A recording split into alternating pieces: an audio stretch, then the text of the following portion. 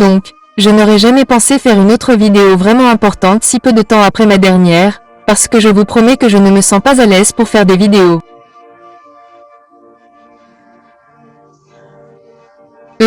Si j'ai l'air anxieux ou nerveux, c'est probablement parce que oui, vous le percevez correctement.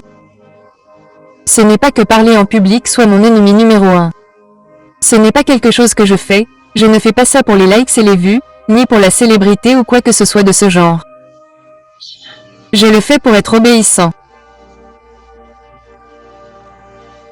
Et quand le Seigneur met quelque chose personnellement sur mon cœur ou que le Saint-Esprit me confirme que je dois partager quelque chose, je veux faire exactement ce qu'on me demande de faire.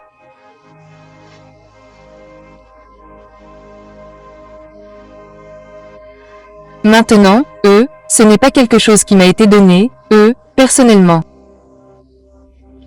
Ce n'était pas mon propre rêve, ce n'était pas ma propre expérience, mais je vais le partager maintenant. Sachant qu'il est temps, de le partager. Cela ne m'a été donné qu'hier. Et c'était un rêve que mon fils a fait. Mon fils a maintenant 11 ans. Il a fait son rêve le 17 juin 2023. Il aurait eu 10 ans. Il a été baptisé le 21 mai 2023. Cet enfant a toujours été spécial. Mon fils Elijah était un cadeau. Et je sais que tous les enfants sont des cadeaux, mais j'ai toujours su que mon fils était c'est comme s'il y avait quelque chose en lui que je pouvais dire. C'est comme s'il avait toujours été rempli du Saint-Esprit. Il a toujours été si doux, empathique et compréhensif, bien au-delà de son âge. Elijah est né exactement 1 an et 1 semaine après que j'ai eu un enfant mort-né à terme. J'ai perdu mon fils et il a vraiment été un cadeau que mon fils n'aurait pas pu inventer.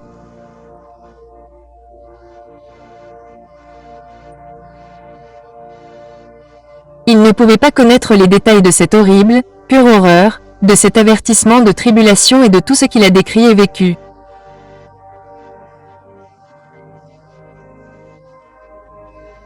Je veux dire, il ne regarde pas, il n'écoute pas, il n'aurait pas pu imaginer ça dans son esprit, parce que certains enfants regardent des films d'horreur.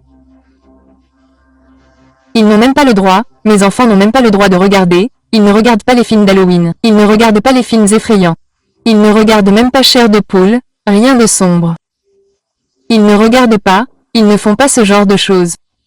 Donc, je sais que c'est comme si, quoi qu'il arrive, même s'il l'avait fait, je sais que les choses qu'il me racontait, il n'aurait pas pu les inventer. Il y avait tellement de détails. Il est resté assis avec moi pendant plus de 2 heures à me raconter ce rêve qu'il avait fait le 17 juin.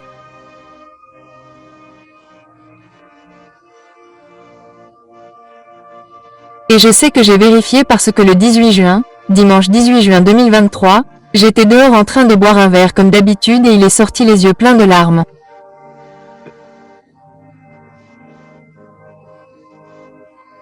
Il n'a pas pu, pendant 1 heure, me dire ce qui n'allait pas. Il était en larmes, à côté de lui. Finalement, j'ai compris. Quelque chose le dérangeait vraiment et il a dit quelque chose qui m'a sans doute moins marqué mentalement que spirituellement. Il a dit que Dieu lui avait dit que je n'avais que 3 ans.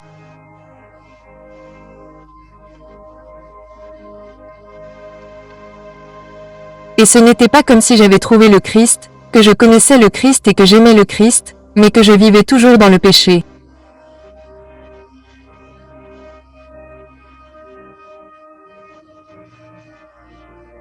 Donc, si vous regardez certaines de mes vidéos, vous verrez que j'ai fait un rêve d'enlèvement post-tribulation, qui n'a pas eu autant d'impact que celui que je vais raconter comme étant le rêve de mon fils.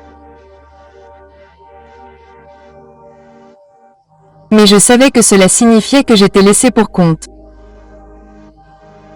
Et cela m'a fait peur. Mais c'était en 2020, je crois, peut-être en 2019, mais je suis presque sûre que c'était en 2020. Et quand il m'a dit ça, je me suis dit, qu'est-ce que ça veut dire, 3 ans? Mais j'ai eu l'impression que c'était à ce moment-là que Dieu m'a prévenu, ça faisait 3 ans. Et j'ai partagé dans d'autres vidéos aussi, que depuis l'âge de 13 ans, j'étais alcoolique et même après avoir trouvé Christ, je luttais toujours contre ce péché. L'ennemi utilisera la tromperie pour nous faire croire que ce n'est pas si grave. Je suis fonctionnel. J'aime toujours Christ. Je vais à l'église. Je lis la Bible. Et tout ce truc du genre, une fois sauvé, on est toujours sauvé. Je pense que c'est dangereux. Je ne dis pas qu'une fois que vous êtes sauvé, vous ne l'êtes plus. Je pense que le danger, c'est que je sais qu'il y a un enlèvement. Je sais que ceux qui sont en Christ, qui vivent en Christ, qui vivent pour Christ, qui vivent dans l'obéissance, ne vont pas traverser la colère, la tribulation, ces choses qui sont réservées aux personnes qui ne sont pas en Christ. Nous ne le faisons pas. Si vous êtes ici et que c'est ce que vous croyez, alors vous savez quoi? Je vous invite à rester, à regarder et à écouter, car vous avez besoin d'entendre cela tout autant que quelqu'un qui est en Christ et qui vit peut-être encore dans le péché. Mais c'est un avertissement terrible. Je me trompais moi-même, comme beaucoup d'entre nous.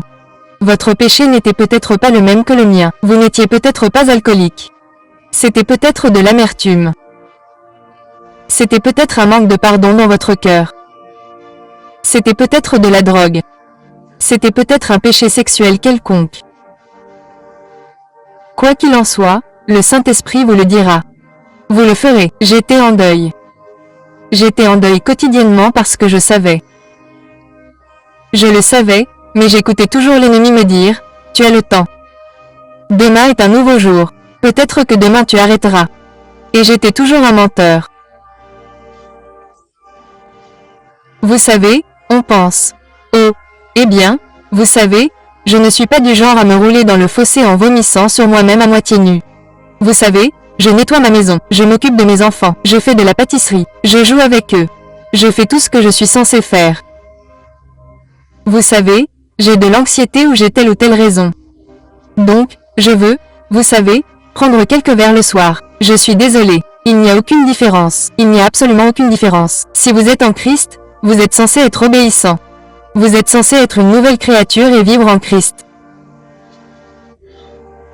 D'accord. Donc, j'ai prié avant de faire ça. J'ai même demandé à mon fils, penses-tu que c'est quelque chose que je devrais partager? Et Jésus, j'ai tellement de choses. Et je sais que je ne veux pas que ce soit long, mais ça va être long. Ça va probablement être une longue vidéo parce qu'il y a tellement de détails rien que dans le rêve. Et puis il y a tellement d'autres choses, mais j'ai prié avant de monter dans mon véhicule et je me suis dit, Seigneur, Père, s'il te plaît, donne-moi l'audace. S'il te plaît, donne-moi la sagesse de dire ce que j'ai besoin de dire. Et s'il y a une parole que tu dois me faire savoir avant que je commence, s'il te plaît, mets-la dans mon cœur, dans mon esprit maintenant. Et il l'a fait instantanément. Donc, juste avant de monter dans le véhicule et de prier, il m'a donné Jean 1h14. Jean 1h14. La parole s'est faite chair, et elle a habité parmi nous, pleine de grâce et de vérité. Et nous avons contemplé sa gloire, une gloire comme celle du Fils unique venu du Père. D'accord, c'était ça. C'est ce qu'il m'a donné. Donc je ne vais pas continuer. C'est tout. Il est la vérité et s'il est en nous, il habite en nous et donc la vérité devrait habiter en nous. Et c'est la vérité, d'accord. Donc mon fils a fait un rêve le 17 juin. Il a fait beaucoup de rêves. Il a dit qu'avant ça, c'était comme s'il faisait des rêves toutes les nuits. C'étaient tous des cauchemars de moi. Beaucoup d'entre eux étaient ivres. Je suis tombée dans le feu de camp dans le jardin et mes filles ont crié. Maman, non, ne me quitte pas. Ce n'est pas comme, tu sais quoi? Je sais que c'est comme si je pensais que l'ennemi voulait que j'ai honte, que je ne partage pas ça. Mais je pense que c'est tellement important. Ça n'a pas d'importance.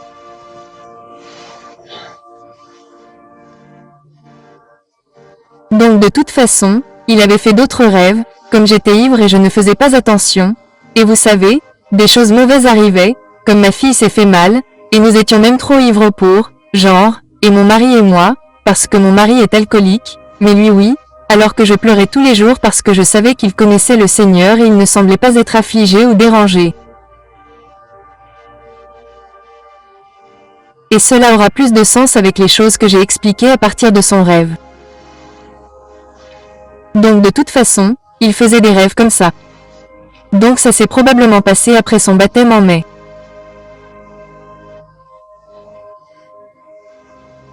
Et puis tout d'un coup, le samedi soir, avant le dimanche où il m'a dit ça et il était très bouleversé, il a fait un rêve. Il a dit qu'il savait qu'il était sur Terre. Il a dit que tout était rouge et noir. Il a décrit cela comme suit. Lorsque vous appuyez sur vos yeux, vous fermez les yeux et vous appuyez dessus, vous pouvez voir des taches rouges et noires, puis comme de la lumière. Il n'a pas décrit cela comme des éclairs, mais juste comme des traînées de lumière, noires et rouges. Tout était noir et rouge. Et il a dit qu'il ne pouvait rien voir d'autre que ça, mais que son ouïe était amplifiée 100 fois.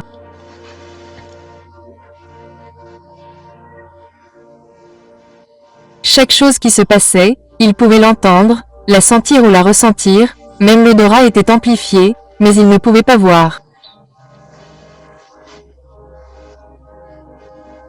C'était comme s'il était protégé de la vue, mais c'était comme si son esprit pouvait voir parce que les descriptions des choses qu'il voyait, il ne pouvait pas les voir avec ses yeux, mais c'était comme s'il les voyait avec son esprit. J'ai donc pris des notes vraiment horribles. Et je suis désolée, je ne veux pas démarrer ma voiture, mais il gèle aujourd'hui. Très bien. Donc, il sait qu'il y a quelqu'un derrière lui et il dit qu'il y a une voix très grave. Il dit que c'est un homme. Il dit qu'il ne peut pas, c'est comme si sa tête était bloquée en place. Il ne peut pas se retourner pour regarder cette personne, mais il peut entendre la voix.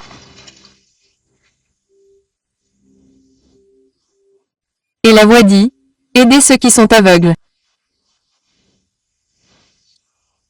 Donc c'est plus tard parce qu'il vit tellement de choses. D'abord, il voit un peu comme s'il voyait son esprit et il entend des gens crier.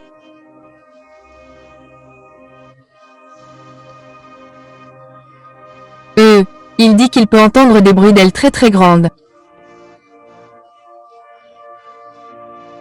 Il sait que ce sont des créatures. Il a dit qu'il avait décrit 2 types différents de créatures. Il peut sentir, il peut entendre des cris, des hurlements, des grognements. Il dit des explosions.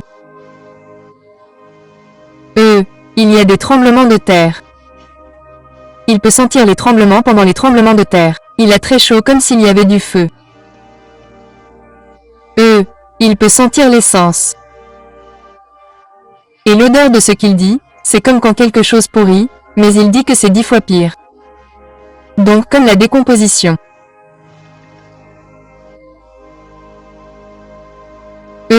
D'accord. Il entend des craquements.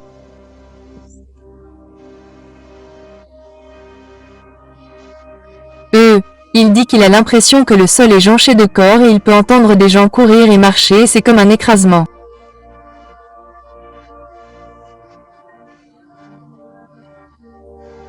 Il peut décrire le bruit de.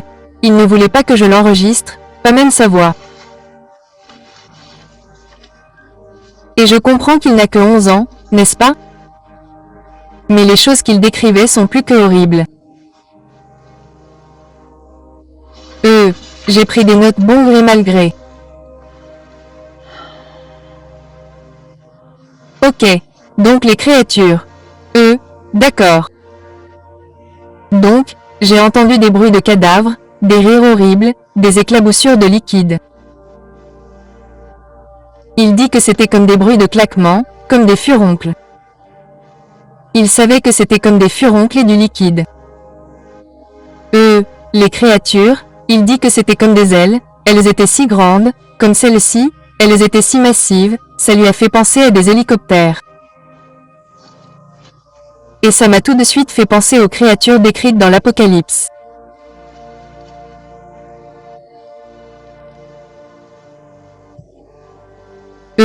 Il pouvait les entendre, comme, se poursuivre, et il a décrit ça comme, manger des gens, comme s'il pouvait entendre le craquement, mais ils étaient, comme, ils n'étaient pas en train de mourir, comme s'il était poursuivi, et il y avait tellement de cris, mais il était comme, c'est comme si les gens étaient torturés, mais ils étaient vivants. Ils n'étaient pas morts.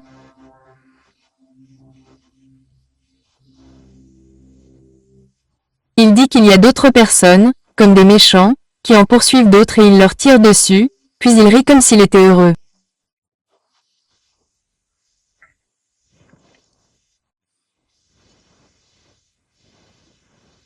Il dit, donc c'est cette créature.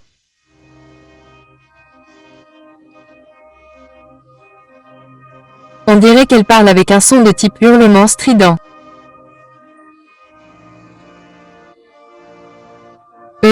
La deuxième créature est comme un lion mais comme un humain et comme un démon. Comme un lion, un démon ou un démon. C'est comme ça qu'il a décrit l'une des créatures. Et il savait qu'il ne pouvait pas voir, mais il savait qu'il pouvait entendre des queues traîner. Une voix stridente très distincte.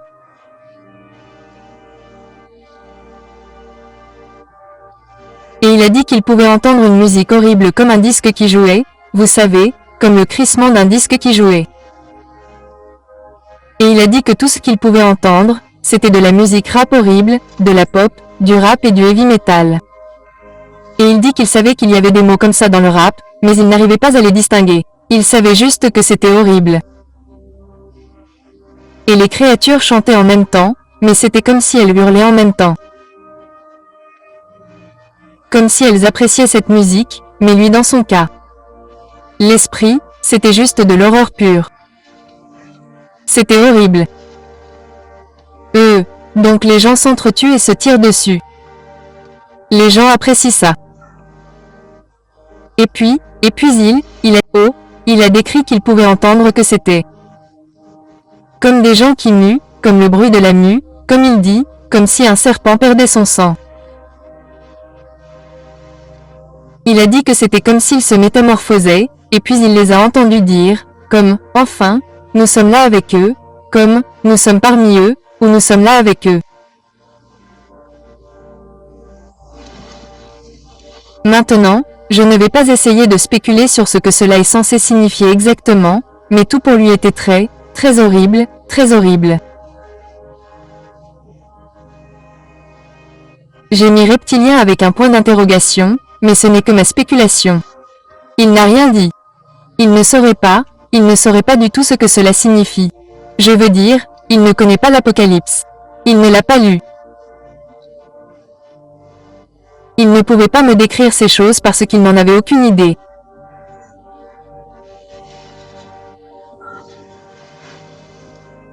Il avait l'impression que les démons et les créatures ciblaient ceux qui connaissaient le Christ. Donc à un moment donné, il pouvait entendre une femme s'enfuir en criant et elle criait « Jésus, sauve-moi ». Et la créature la poursuit, puis l'atteint, puis, comme, et la pousse. Et elle s'envole. Et il crie, il est, comme, d'une manière malveillante, comme, il lui dit, ne prononce plus jamais ce nom. C'est comme s'il était très en colère contre elle pour avoir dit ça. D'accord. Donc, c'est ce qu'il vit. D'accord. J'ai peut-être pensé qu'il y avait tellement de choses. J'espère que je n'ai rien raté.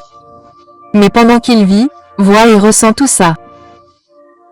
Et quand je dis qu'il voit à nouveau, ce n'est pas vraiment le Seigneur qui l'a empêché de voir ça de ses yeux.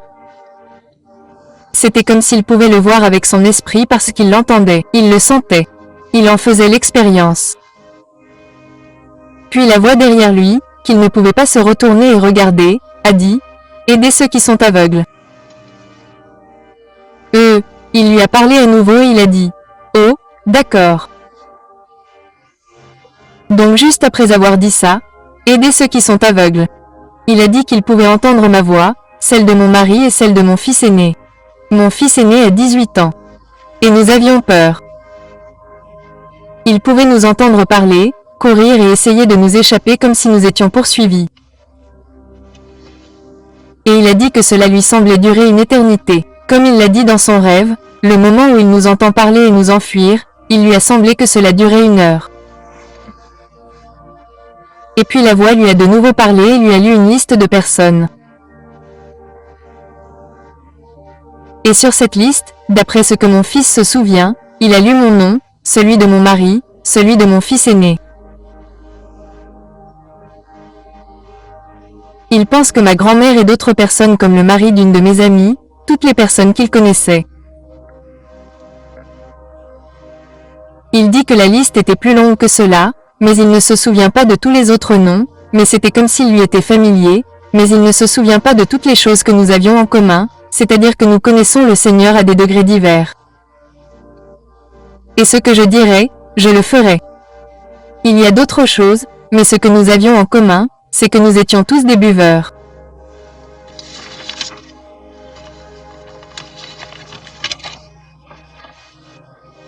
Après qu'on lui a lu la liste, le rêve continue, mais il est emmené dans un autre endroit.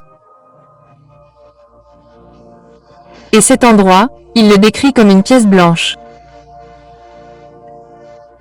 C'est tout blanc, mais il ne peut pas vraiment distinguer le plafond, ou c'est comme si c'était juste une extension qui s'étendait à l'infini, à part juste devant lui.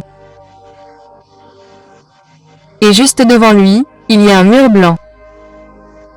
Et il dit qu'il y a environ 12 à 14 personnes alignées devant lui. Il n'y a aucune distinction entre les hommes et les femmes. Visuellement, il ne peut pas dire qui sont ces personnes. Elles sont toutes en combinaison noire. Il a décrit ça comme des combinaisons noires. Et puis au-dessus de leur tête, il y avait comme un voile. Et il a décrit tous les voiles comme étant de longueurs différentes. Il a dit ça à propos de 2 des personnes qu'il n'a pas reconnues parce qu'aucun des traits du visage, c'est comme s'il pouvait voir différentes parties à cause des voiles. Il a dit que certaines personnes avaient des voiles noirs juste sur les yeux, jusqu'aux yeux. Il a dit que d'autres avaient le voile jusqu'à la lèvre supérieure et que certaines personnes avaient le voile jusqu'en bas. Il a dit qu'il n'avait pas peur, mais qu'il voulait s'approcher des gens, et, comme il le pouvait. Il a dit que ses mains restaient à ses côtés, comme s'il aurait voulu toucher les gens ou aller derrière eux, comme, parce qu'il regarde, et ils sont tous plus âgés que lui, parce qu'il dit qu'il doit lever les yeux. Il dit qu'il veut aller derrière lui, mais c'est comme s'il était dans le mur. Alors il dit, oui, c'est comme un mur blanc, mais c'est comme un moule. Comme s'il était à l'intérieur d'un moule. Tous avec les voiles, eux, il lui a encore parlé.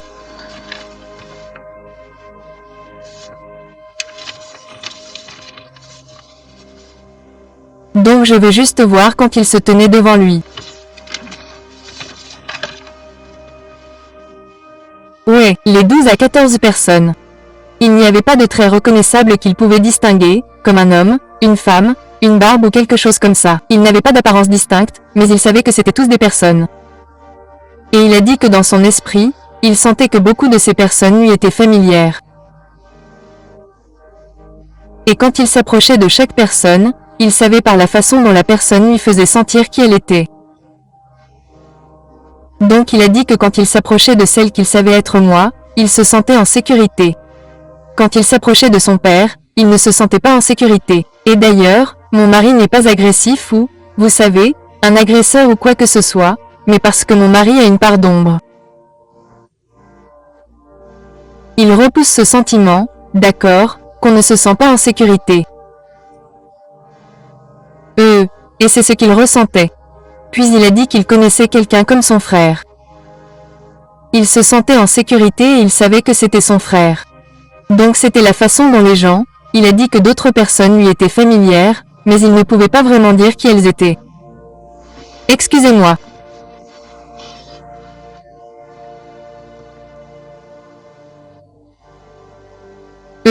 D'accord.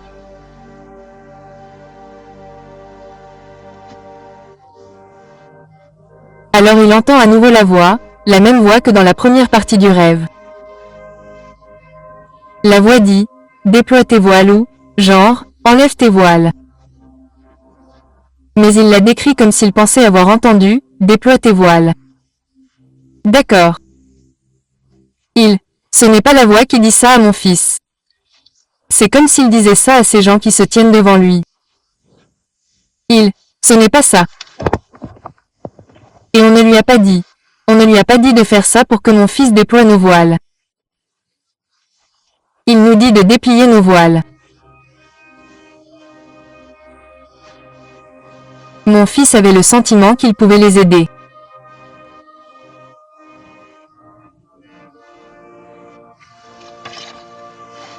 J'ai donc du mal à comprendre mon enfant. Il n'est qu'un enfant.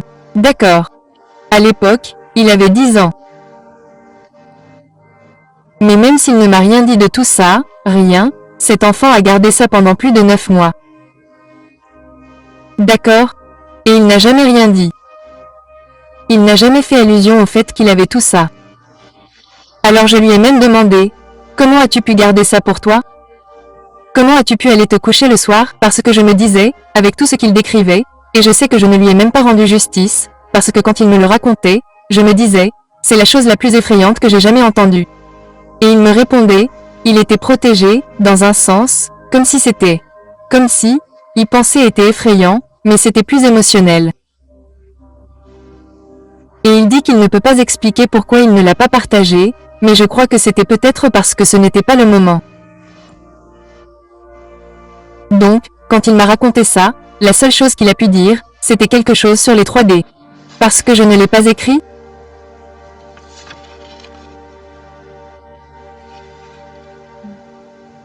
Je me suis dit, d'accord. Alors quand il leur dit de déplier leurs voiles. Oh, quand il a lu la liste. Quand il a lu la liste, c'était dans la première partie du rêve. Il a continué, désolé, c'est parce que j'ai lu. J'ai mis ça sur un côté de la page. Il lui a lu la liste des noms. Et puis de l'autre côté de la page, il a dit, il ne vous reste que 3 ans. C'était la deuxième chose qu'il lui a dite. Puis il est allé dans la salle blanche où il a dit aux gens, dépliez vos voiles.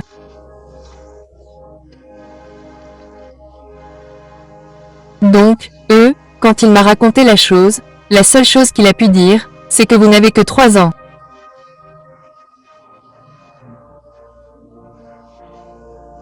Ça m'a secoué dans mon esprit et ça m'a suffisamment effrayé pour que j'arrête de boire. Je n'ai pas bu depuis presque. Eh bien, ça ferait environ 265 jours aujourd'hui parce qu'il m'a dit le 18 juin ce soir-là et que ça se passerait quelque part par là.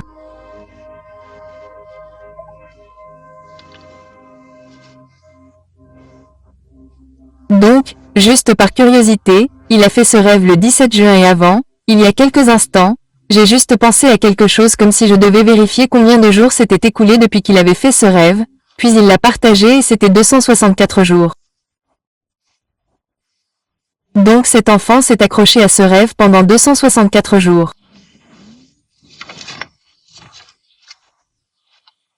Donc, par curiosité, parce que cela semble avoir été, vous savez, le truc des chiffres entiers, c'est quelque chose qui revient sans cesse, je suis allé au Strongs 264. Il est écrit 264 dans Strongs.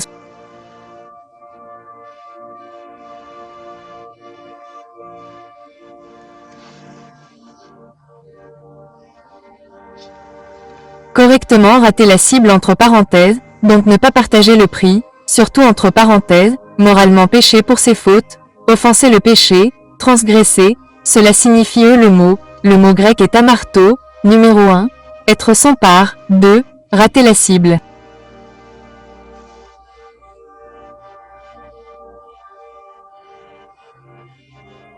« 3. Se tromper.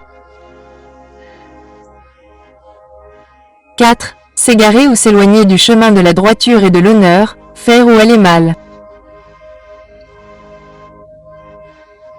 5. S'éloigner de la loi de Dieu, violer Dieu dans le péché. Oh.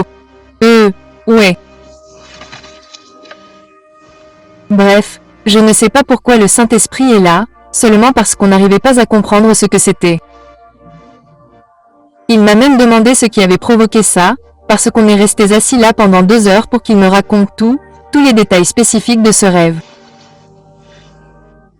Donc on n'arrivait pas à y penser. On ne sait pas ce qui avait provoqué ça. Il a juste commencé à parler et puis tout d'un coup, il s'est dit qu'il racontait ce rêve.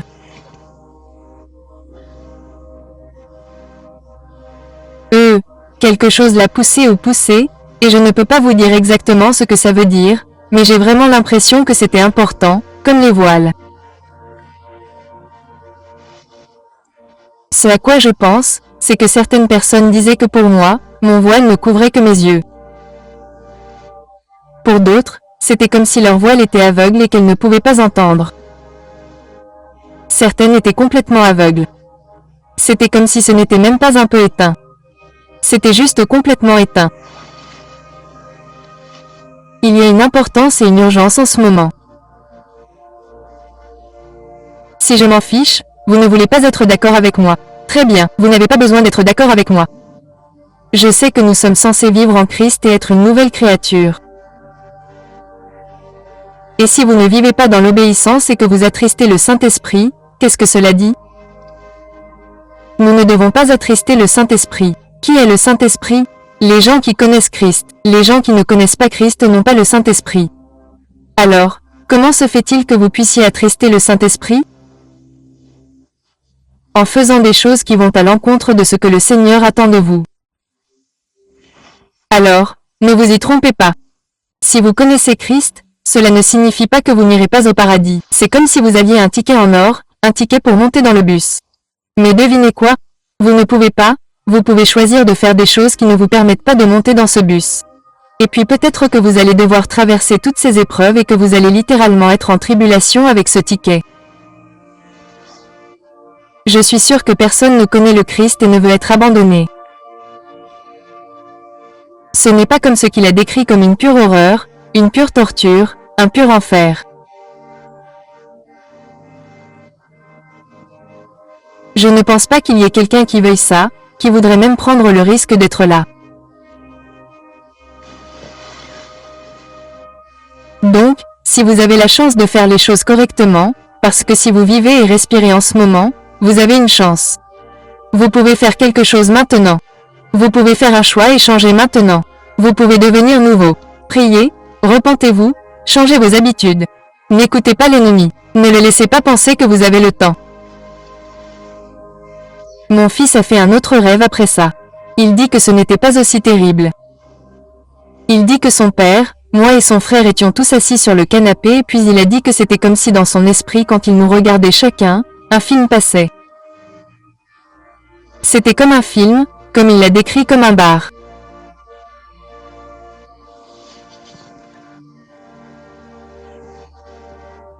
Le bar de son père était presque plein et il a décrit cela comme un sentiment d'ennemi et le bar de son père était presque plein et son frère était comme il l'a dit comme une pièce de 25 cents.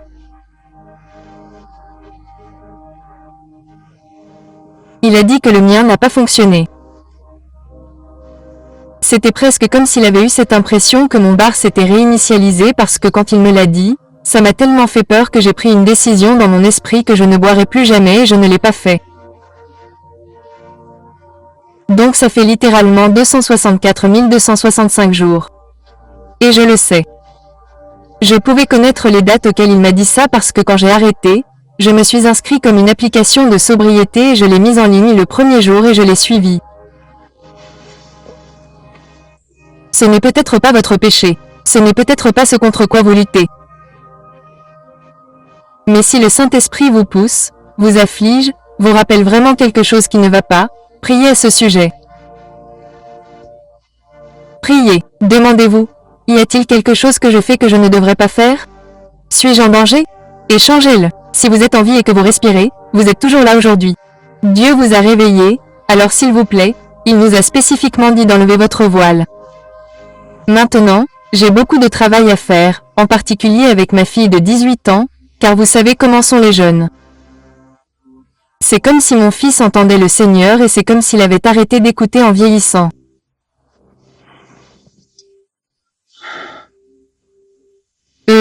J'essaie juste de penser s'il y a autre chose que je veux dire.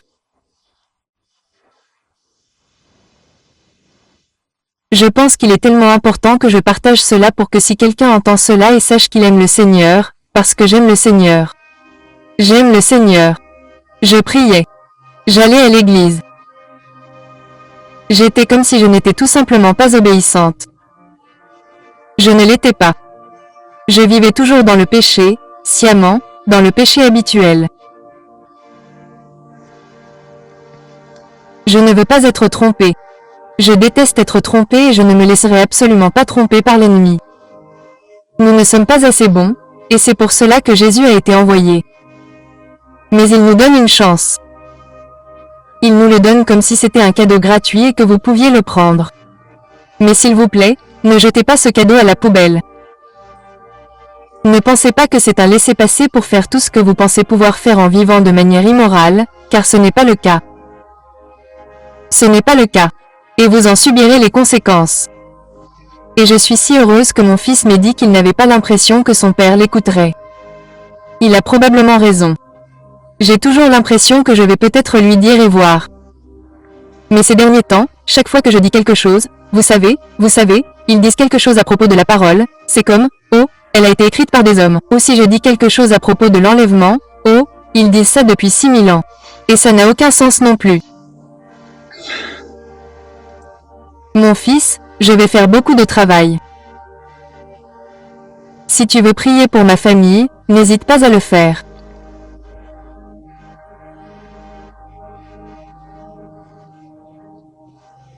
Et aide-moi si toi-même ou un membre de ta famille, tes enfants, ta mère, ton père, n'importe qui, envoie-leur cette vidéo.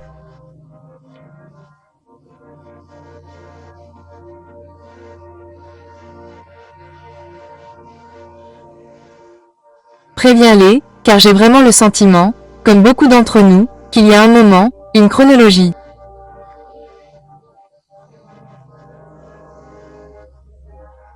Le Seigneur reviendra. Le jugement viendra et je ne peux pas dire un jour. Je ne peux pas dire une heure.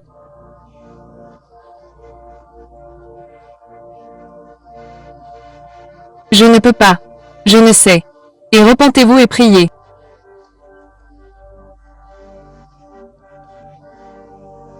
Moi béni.